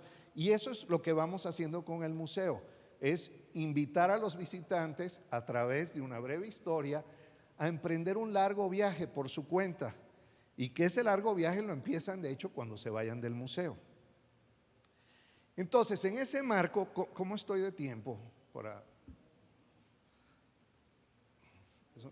Es que yo puedo hablar 3 horas, 9:23, ok. Entonces ustedes vieron que es un museo sobre los ecosistemas, tanto artificiales o creados por el hombre y la ciudad, que puede ser cualquier ciudad o puede ser cualquier ecosistema, pero entonces lo anclamos en la identidad de Occidente de México y en una serie de elementos de Occidente que les voy a compartir rápidamente. Bueno, Nueva Galicia es como se llamó el Occidente de México en su momento, pero se puede definir de muchas maneras. Por ejemplo, en periodos prehispánicos podemos hablar de la distribución de tumbas de Tiro, que son únicas en todo Mesoamérica a esta zona, en esencia, aunque no se restringe, Nayarit, Colima y Jalisco. O podemos definirlo por la visión de Occidente del pueblo wixárika, que también se conoce como huichol, que tiene 4 sitios sagrados, uno en Durango en los bosques, otro en Wirikuta en el desierto, en San Blas, una piedra marina donde surgen los seres humanos, y la isla en el lago Chapala. O podemos ver los dialectos del español, y aquí en esta zona se habla el español diferente. El mío no es exactamente aquí porque yo soy cubano, criado en Puerto Rico y llevo 30 años aquí, así que es una mezcolanza. Pero nosotros tomamos las cuencas, porque es un museo de ciencias, y tomamos las ciudades que dependen de las cuencas, estas principalmente, no voy a entrar a detalles, y ciudades periféricas que definieron el futuro de esta zona y el medio ambiente de esta zona. Si vemos los íconos de Jalisco en lo cultural, en lo ecológico, los íconos de Colima, también en lo cultural y lo económico, los íconos de Nayarit, los íconos de Aguascalientes, los íconos de Guanajuato, cuna de la independencia, vemos que gran parte de los símbolos nacionales son en realidad de estas cuencas, de esta zona centro-occidental. Y bueno, el mariachi, el tequila, la charrería surge de esta zona. Pero nosotros lo que hacemos es irnos más allá del cliché, y de hecho, en vez de hablar de una cultura identitaria y monolítica, hablamos del opuesto. El occidente como un lugar de confluencias, de encuentros, de cambios. Entonces empezamos hablando de las confluencias desde lo más básico, el piso donde estamos parados. 5 placas tectónicas, desde Alaska hasta Tierra del Fuego. Solamente aquí y en Panamá hay esta complejidad tectónica que define la confluencia de regiones fisiográficas: el eje volcánico transversal, la Sierra Madre Occidental, la Sierra Madre del Sur. Confluencias de la zona de convergencia intertropical climática que pasa por aquí, confluencia de la corriente marina y corriente caliente ecuatorial que se encuentra justo aquí, confluencia del neártico y del neotrópico, que hace que México sea un país increíble a nivel mundial, no solo en biodiversidad, el 5º más importante del planeta, sino también desde el punto de vista de flujos biogeográficos. Confluencias de corregiones, no somos el lugar que tenemos mayor diversidad en México, Chiapas, Veracruz, Oaxaca tienen más, pero sí es el lugar donde hay mayor complejidad ecológica, hay mayor número de corregiones. Confluencias inclusive culturales. Los tarascos eran tan fuertes que pararon a los mexicas y no dejaron que llegaran, en parte porque recibieron la metalurgia por las corrientes marinas que les mostré desde Ecuador. Todavía con las autodefensas sabemos que en Michoacán son bravos, pero eso hizo que cuando llegaran los españoles habían de 13 a 27 lenguas diferentes que se hablaban en esta zona. Era una zona de confluencia cultural como no ha habido en otros lugares. Desaparecieron ya, pero es parte de esas confluencias de las que hablamos. Y bueno, una confluencia que fue justamente cuando se hizo el puente de México a Panamá, que esa tal vez ha sido, ese pedacito de tierra ha sido tal vez lo que más ha cambiado el planeta en toda su historia, y no estoy exagerando. Ese pedacito de tierra lo que hizo fue que separó el Atlántico del Pacífico y causó una explosión de diversidad marina como nunca antes visto, porque ya no hubo flujo genético entre los dos océanos. Pero aparte, si ustedes ven la corriente azul que va hacia el norte, se volvió caliente, la corriente del Golfo, y fue a bañar al Reino Unido, Francia, España, y cambió el clima. O sea, Europa no tendría agricultura si no es por este pedacito de tierra. El desarrollo de Europa ha sido totalmente diferente. Y aparte generó un cambio climático global en el cual los bosques tropicales de África pasaron a ser sabanas y algunos homínidos se bajaron y empezaron a caminar en dos patas, a usar las manos, y finalmente nació una especie rara que se llama Homo sapiens. Entonces, son estas historias y estas confluencias y las que nosotros contamos como parte de ese análisis de los ecosistemas de Occidente. Y la última fue que en 1564, de Barra de Navidad, aquí cerca de donde tumbaron el helicóptero, sale Urdaneta y López de Legazpi y llegan a las Filipinas. Eso ya se había hecho antes, pero encuentran Manila, y Manila es el centro principal de comercio de los chinos. Y en vez de tratar de seguir hacia el sur, a ir a Macao y darle la vuelta a África, pues decidieron ir hacia el norte y encontraron la tornavuelta. Y así empieza la Nao de China. ¿Por qué es relevante la Nao de China? Aparte de que la Talavera de Puebla, pues ahora le pirateamos a los chinos los que nos habían pirateado y viceversa. Pues que esto fue el inicio de la globalización económica mundial. Esa salida de Barra de Navidad fue cuando finalmente el objetivo de Colón se logra. Y por esta ruta que ven aquí, durante 250 años fue donde se empezó a mover la gran mayoría de dinero del planeta. Y aunque más que se triplicó la plata en Europa, todavía fue mucho más plata la que se fue para China, cambiando la historia de Asia. Y eso nace de ese barquito que construyeron en Barra de Navidad. Entonces, eso es contextualmente para analizar cómo podemos hacer un barrio más sano, más armónico, una colonia más sana y más armónica. Parece que no está relacionado, pero sí lo está. Entonces, en este contexto, ahí es donde encaja el Museo de Ciencias Ambientales como un espacio generalmente de construcción de consensos sociales para el desarrollo de una ciudad armónica. Tomamos el nombre original de museo como Salón de Musas, y como dije al principio, la poesía, la música se analiza, se juega con ella como lo hacemos con la química, la física y la matemática. A mí me encanta esto es del Chopo, museo de antropología, historia, paleontología, historia natural, pero alguna gente dice, es que ese es el problema, que el museo se va dos veces, cuando lo llevan uno de niño y cuando uno lleva a sus niños. Y ahí lo dejan. Y la gente que dice, bueno, es que uno dice, ¿quieres ir a tal museo? Y dice, ay, no, yo ya lo vi.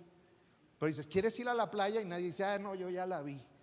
O sea, como que hay algo que sí debemos asegurarnos que tengan los museos para generar ese interés, ser relevantes. Y ahí es donde yo he estado aprendiendo, y me ha costado mucho, que el museo no es para transmitir conocimientos, no es para transmitir información, o por lo menos no lo estamos haciendo aquí así.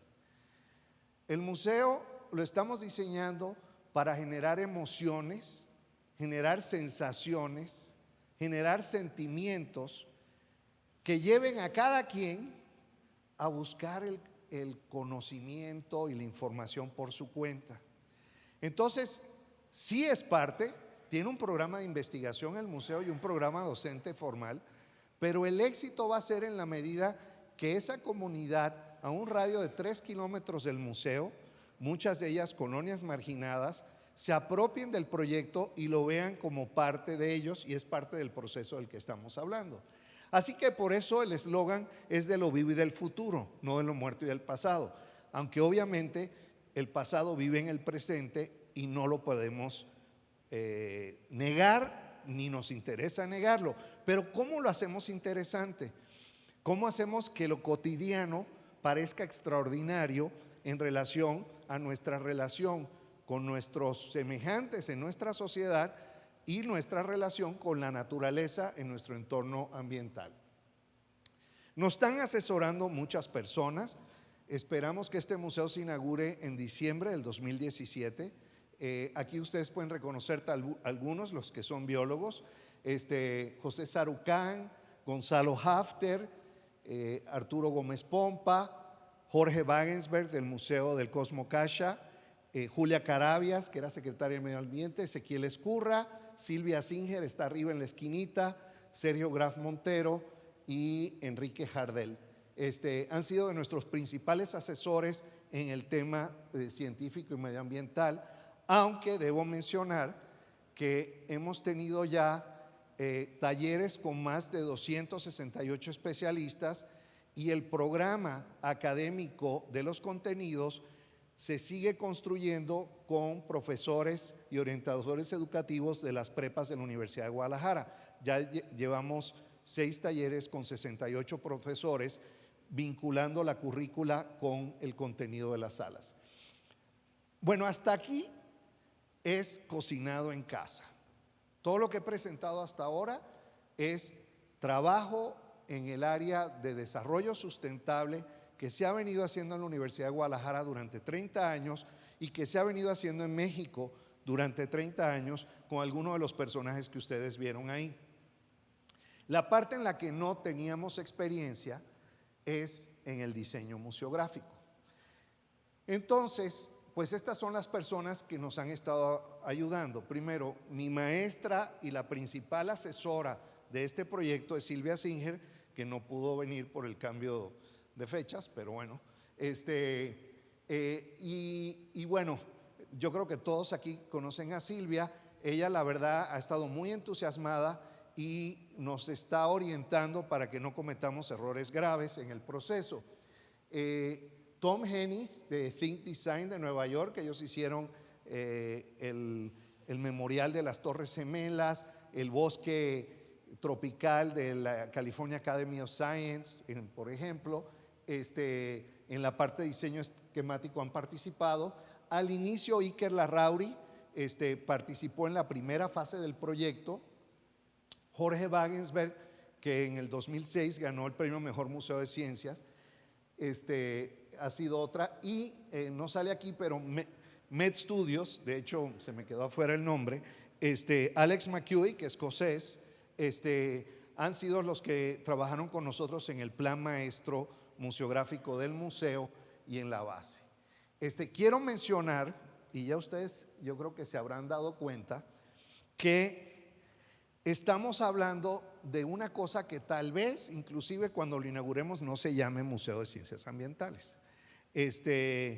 Estamos hablando de crear un nuevo diálogo híbrido entre 3 tipos de museos: el Museo de Historia Natural tradicional, el Museo de Antropología y los museos interactivos de ciencia.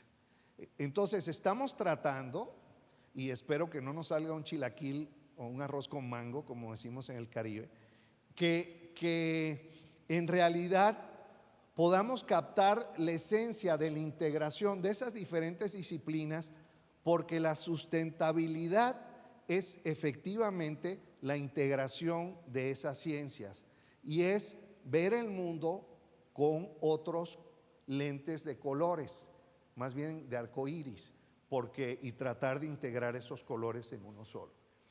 Volviendo al esquema del proceso, cuando hicimos la competencia arquitectónica, primero se basó en la museografía.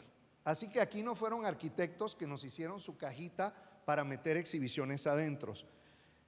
Se basó totalmente la arquitectura en la museografía. Y estamos muy orgullosos que la revista Arquine, el artículo que sacó no fue sobre el museo, se llamó Construyendo Concursos, porque decía que el concurso era un ejemplo a nivel nacional de cómo se debían hacer concursos arquitectónicos. En esta misma sala, los 5 arquitectos invitados presentaron al público, a su evaluación, sus proyectos arquitectónicos para el museo antes de que el jurado deliberara. Entonces fue totalmente abierto. A mí me corrieron de la sala. Yo pensé que me iban a dejar el jurado para la hora de tomar la decisión, pero ni tampoco dejaron al director del Centro Cultural. Entonces, esto lo pueden buscar en la revista Arquine, pero esto es parte de ese proceso que estoy hablando de ir construyendo. Esto fue lo que les dimos a los arquitectos para su competencia. Ellos se basaron en otro un poquito más complejo del trabajo que habían hecho los museógrafos. Y bueno, uno de los que invitamos fue Shigeru Ban, que ganó el premio Pritzker el año pasado, el Nobel de Arquitectura. Este fue el planteamiento de él para el museo. El jurado no lo escogió. Algunos dicen ahora, ching, porque ganó el Pritzker después. Esto fue en 2010. Porque parecía una expo de arquitectura mundial y no había integración entre los diferentes ecosistemas como se planteaba la museografía.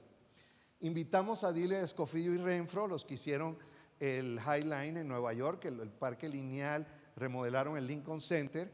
Ellos hicieron esto que nos gustó mucho. En esencia, la azotea es una gran cuenca con cada uno de los diferentes ecosistemas vinculados a salas, pero no había forma que la Universidad de Guadalajara, universidad pública, pudiera pagar esa construcción, aunque les dimos un tope, ni pudiera mantener un edificio como este una vez que estuviera operando, y aparte no tenía el arraigo local que estábamos buscando. Smiljan Radic, el mejor arquitecto joven de Chile, nos hizo este planteamiento que también le gustó al jurado, pero omitía la ciudad por completo. Entonces no fue escogido. Mauricio Rocha, arquitecto mexicano muy reconocido, joven, se inspiró en los Guachimontones y nos hizo este planteamiento, pero el jurado dijo que podía ser un edificio tal vez de matemáticas en cualquier centro universitario, y si ven el elemento de la sala interior no es especialmente atractivo para el concepto de naturaleza.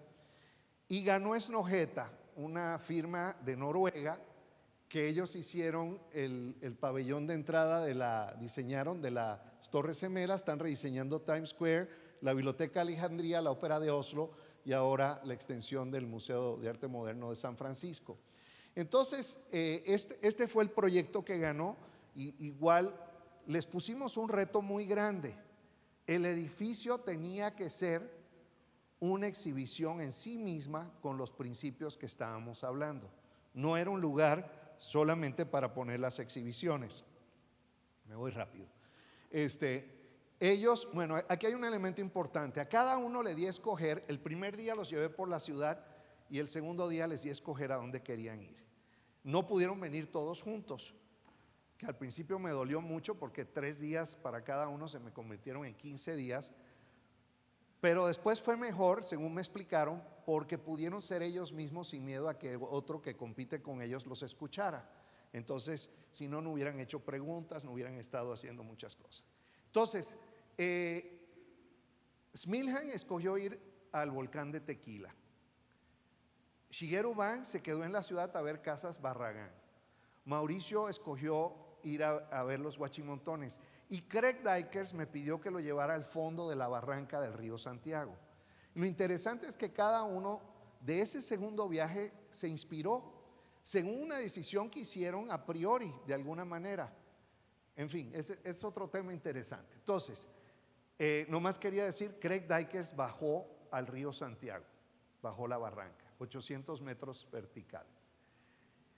Entonces, se inspira en los edificios icónicos coloniales, que es tecnología árabe que nos llega desde los españoles, de Guadalajara. Entonces hace una abstracción de los edificios, le da complejidad, ese es el Cultural Cabaña, y después deja que el agua y el viento y los elementos fluyan sobre la piedra para empezar a darle formas, hasta finalmente, inspirados en formas de piedra, generar un edificio que tiene un gran cañón en el centro, público y gratuito para los visitantes. Y ese es el concepto del edificio que nace, tomando elementos del paisaje y una distribución a lo interna para las salas, que ahora sí los museógrafos se tuvieron que readaptar. Y es un proceso, no es fácil, muchas peleas, pero de museografía, arquitectura, de museografía, arquitectura, de museografía, arquitectura. Entonces, aquí ya toman los museógrafos la confluencia entre lo natural y lo cultural en la ciudad para la entrada del museo, que ustedes ven aquí. Empiezan a trabajar los museógrafos sobre ya el edificio que fue seleccionado. Y bueno, esto que es la imagen que ganó de Snøhetta, una de las que ganó del museo, se convierte en esto cuando los museógrafos lo trabajan. Y entonces empezamos esa dinámica de diseño, pero siempre viendo de cómo el espacio sirve para que la comunidad se apropie. Y ahora empezamos los nuevos talleres con los grupos y las colonias de alrededor para el espacio público y el paisajismo alrededor del museo. Todavía esa parte no la hemos acabado de diseñar.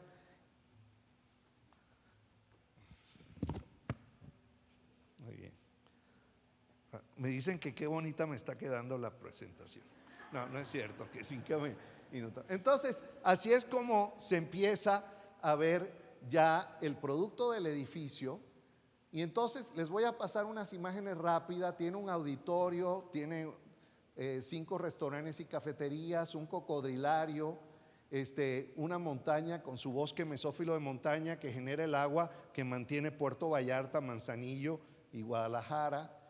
Y el edificio en sí, certificado, esperamos que platino, pero no es lo que nos interesa que sea platino, sino lo que nos interesa es que sea replicable.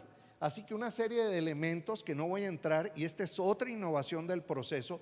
Nunca en Jalisco ha habido un proceso para diseñar un edificio como este, y ya la universidad lo está aplicando en sus nuevos edificios. En fin, tiene 45% de ahorro de energía con nuevos esquemas. Estos no son dibujos, estos son planos tridimensionales de un programa BIM que se llama Revit.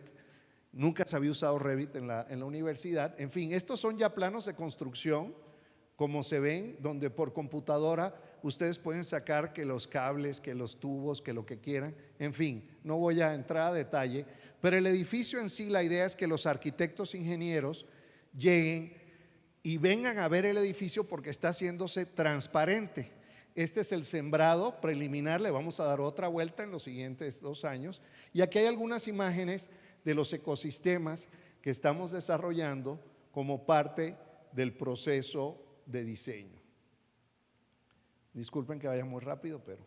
Y obviamente el vínculo con la comunidad, que es un espacio que no es para turistas, es para la comunidad. Ya el Museo de la Ciudad en Guadalajara ya está sirviendo como un espacio así para la ciudad, muchos años antes que nosotros abramos, y eso es bonito, es un papel fundamental de los museos. Y estudios de caso de comunidades teniendo éxito cambiando el mundo. Le estamos diseñando los esquemas de arraigo y de vinculación y participación comunitaria en un lugar donde estamos en un microcosmos. Arriba a la derecha, las personas ganan menos de 4,800 pesos al mes, y abajo en la colonia Seattle ganan en promedio, y ahorita la cifra, más de 40,000 pesos al mes. Es un microcosmos de toda Guadalajara. Y bueno, como me gusta mucho este museo, les voy a repetir la plática de nuevo. No amo mi patria, su fulgor abstracto es inacible, pero aunque suene mal, daría la vida por 10 lugares suyos, cierta gente, puertos, bosques de pinos, fortalezas, una ciudad deshecha, gris, monstruosa, varias figuras de sus historias, montañas y 3 o 4 ríos. Alta traición de José Emilio Pacheco es el poema emblemático del museo, y la viuda nos dio permiso ya para usarlo como parte también del premio Letras de la Naturaleza. Muchas gracias.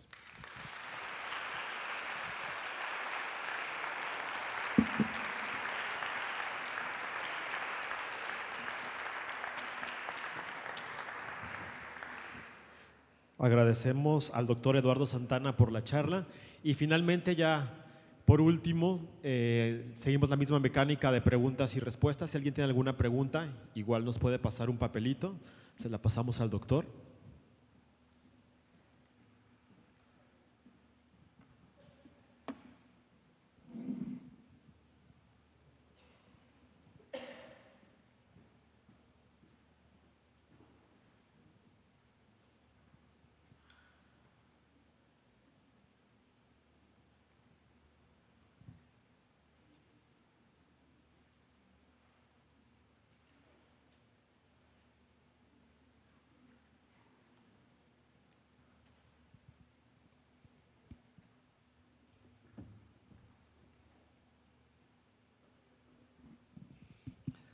¿Por qué involucramos a los niños y niñas a sembrar un árbol en el parque que ellos decidan lo que cuiden hasta que éste sea adulto? ¿Es posible? 2. ¿Es posible que el Museo Ambiental nos ilustre cómo la azotea de una vivienda sea un nuevo concepto de cultivar diferentes plantas y arbolitos? Gracias. Muchas gracias por esta pregunta. Tiene toda la razón quien haya escrito esto. No presenté la azotea, pero la azotea del museo es un jardín. La azotea es totalmente gratuita, el cañón es gratuito, todo el paisaje alrededor, que es la primera sala, es gratuito. Y la idea en el estudio de negocios es que el costo del museo sea similar o más abajo que ir al cine, que el costo promedio de ir al cine. Para algunas personas en la situación de nuestro país, donde la mitad de la población vive en la pobreza, ir al cine es una imposibilidad. Así que se ven proyectos de auspiciar visitas para eso. Entonces, sí, mencioné el sendero interpretativo con el área de acampar, y esa es la idea justamente, que los programas del museo están vinculados al manejo del paisaje, y hay una parte que de hecho es de cultivos agrícolas, no de plantas ornamentales, y eso ocurre tanto en la azotea como alrededor. No estoy seguro que en la azotea se dé ese tipo de proyecto, pero sí está contemplado. Y finalmente, la idea es que los programas se construyen en este año y medio. Tenemos la guía general de los especialistas, pero la esencia se construye con el trabajo barrial. Estamos hablando de la colonia Tepeyac, estamos hablando de una parte de la Consti, estamos hablando de la del Mercado del Mar y parte de Tabachines, más la colonia universitaria que está ahí al lado del auditorio. Esos son, ahora sí, ya la población con la cual nos vamos a abocar. Aunque está fuera Mesa Colorada y La Martinica, que son de las más violentas de Guadalajara y de las más pobres, al lado del Bosque del Centinela, nosotros consideramos que tenemos una responsabilidad de servir esas colonias también. Felicidades, me encantó, pero el dinero no se quedará a medias. Está buena la pregunta, que si el dinero no se queda a medias. El proyecto, bueno, los que son de aquí de Guadalajara ya conocen las críticas al Centro Cultural Universitario, que si villas faraónicas, que si proyectos faraónicos. El presidente se llama el licenciado Raúl Padilla y le dicen Villa Padilla, en vez de Centro Cultural Universitario. Hemos ido a través de un proceso, poco a poco, generando financiamiento para que estas obras se hagan. Ahí está el Auditorio Telmex, ahí está la Biblioteca Pública del Estado de Jalisco. Este año se termina el Centro de Artes Escénicas. Yo estoy convencido de que no se va a quedar a la mitad del proyecto. Además, iniciando el programa, ya empiezan a fluir otros fondos que no hemos ni siquiera empezado a buscar. Y quiero mencionar, porque se mencionó el dinero, que es importante, y lo mencioné al principio, pero lo quiero hacer más explícito. El museo va dirigido, yo digo que el museo es territorio SEMS, territorio del Sistema de Educación Media Superior. O sea, en el sótano tenemos laboratorios y salones de clase. para los grupos. Ustedes conocen, algunos tal vez saben que el California Science Center, de hecho en su terreno, construyó una prepa pública y todo el museo es el laboratorio de la prepa para ciencias. Entonces la divulgación de la ciencia va vinculada a darle oportunidades a los alumnos de preparatorias cuyas preparatorias no tienen estas capacidades, pero no se vale, y no es que llore antes de que me peguen, ya me han pegado, que estén diciendo de que con esto se pudieron hacer 50 prepas. Los dineros que se obtienen para estos proyectos no son los mismos que se obtienen para la educación pública superior, vienen de otros fondos. Eso lo aprendí hace años cuando en el Museo de Historia Natural de Nueva York, cuando me dieron un premio por lo de Manantlán, vi que había una gran sala del bosque tropical que costó $3 millones. Y yo les dije, oigan, con esos 3 millones, ¿saben cuánto trabajo de conservación se pudo haber hecho en México, en Nicaragua, en Costa Rica, en el Brasil? Y dice, sí, pero el donador privado lo da para hacer una exhibición para conservar esas áreas, pero no está dispuesto a dar su dinero para esos otros lugares. Entonces, hay dinero etiquetado y en este caso le estamos dando un regalo, un nuevo recurso educativo a las preparatorias de toda la zona metropolitana de Guadalajara. La realización en su totalidad, ya está asegurada, pues es igual al otro. Hay que ser audaz, quien no sueña y quien no sueña alto, pues no llega tan alto.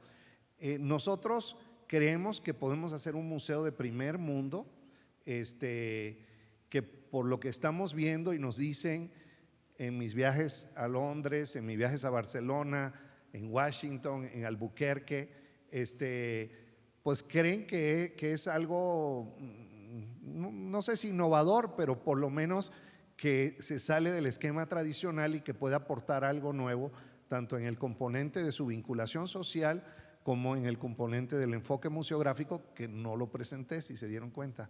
Eso dentro de 2 años lo vemos. Pero yo creo que se puede hacer y creo que está la calidad del recurso humano aquí en Jalisco y en México para hacerlo. No veo por qué no. Estamos cortos de tiempo, 5 minutos. Creo que con esta concluimos. Muchas gracias al doctor Eduardo Santana una vez más.